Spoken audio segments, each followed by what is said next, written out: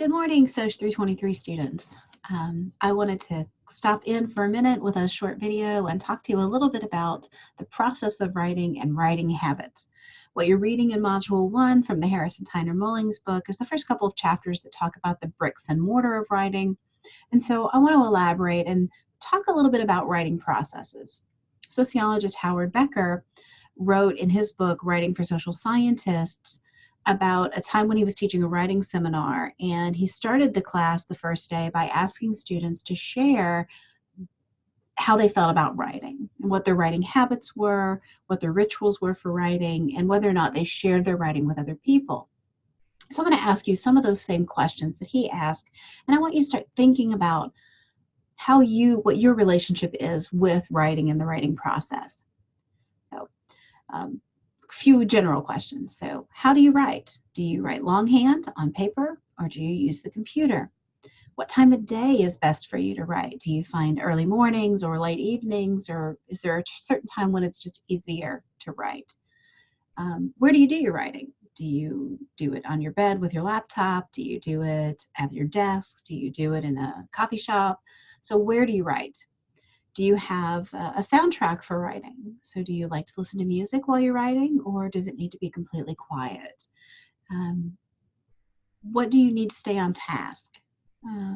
Do you set timers? Do you block out sections of time? How do you manage the writing time frame that you have? Do you share your writing with other people or not? What Becker found was that students were uncomfortable talking about their writing habits. They either didn't feel like they had any sort of rituals or standard practices when it came to writing, but also that he found that they were uncomfortable with the idea of sharing their writing, and that most of them didn't do that they didn't share their writing with other people. They were afraid to, because they were worried that the other person that they gave it to might think it was terrible. I'm bad about this myself. I don't do enough of that, sharing my writing with other people to get feedback. I don't know. In some ways, I'm maybe concerned that what I write isn't going to be good enough, or I want to wait until the draft it's really polished before I let somebody else see it. So, have you been asked to review other people's work? What was that experience like? Did you find that to be useful to see what other people were writing or how other people were writing? In thinking about my own writing rituals, I've written a number of articles and several books, and when I write, I find that there are certain rituals or habits that I've established. I write better in the morning than I do in the late afternoon or evening. After about 6 o'clock, I'm done for. You really aren't going to get much creative information out of me after that point. I write at the computer. I used to write longhand. I do like to edit on paper. So I like to print what I've written and go through and hand mark it and then make those changes. And I find that that process works for me.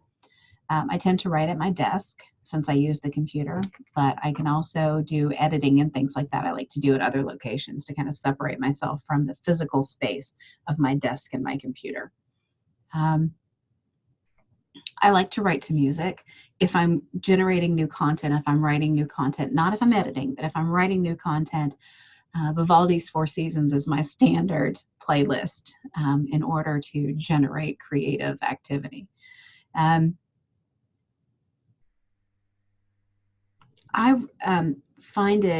have found that using what's called a Pomodoro method is useful for me in breaking my writing into chunks. So it's very intimidating to think about writing an entire book or an entire chapter, or in your case, maybe writing an entire proposal. But if I can break it into small sections and then really focus during a short window of time on that section, then I tend to do a little bit better. It's less intimidating that way. So the Pomodoro method is the idea of writing. You set a timer for about 20 or 25 minutes. You really focus intently on what you're doing for that 20 or 25 minutes with no distractions. You turn off the phone, you turn off the notifications on your computer. You don't check email for that 20 or 25 minutes. You really are just focused on writing. And then the timer goes off. You usually take about a 5-minute break. You do whatever it is you want to do for that 5 minutes. And then maybe you come back and sit down and do another Pomodoro or time chunk of writing. And I find that works for me. That's been very helpful for me in getting work done when I've had large projects that I needed to break down thinking about the whole project was just too overwhelming. So in this class, we're going to spend time not just talking about how to do social research and how to research using different sociological methods, but we're also going to learn about writing. And we're going to talk a lot about writing and do some exercises on writing. We often assume that the how of writing is learned in English composition classes and that the what is learned within our discipline. And so we're actually going to spend some time talking about and learning how to write professionally and how to write sociologically and what that looks like within our discipline. And this is really no easy task. We don't tend to get a lot of specific training on that, which is why this class and the way that it's structured is really important. So spend a little time this week thinking about your writing process. Reflect on how you write and under what conditions you write and what struggles you may have in writing. And I'm going to open up a discussion board and just have you guys post whatever you want about your writing process. So what works for you, what doesn't, and maybe that will help you think a little bit more about writing as we move into the semester. Have a great week.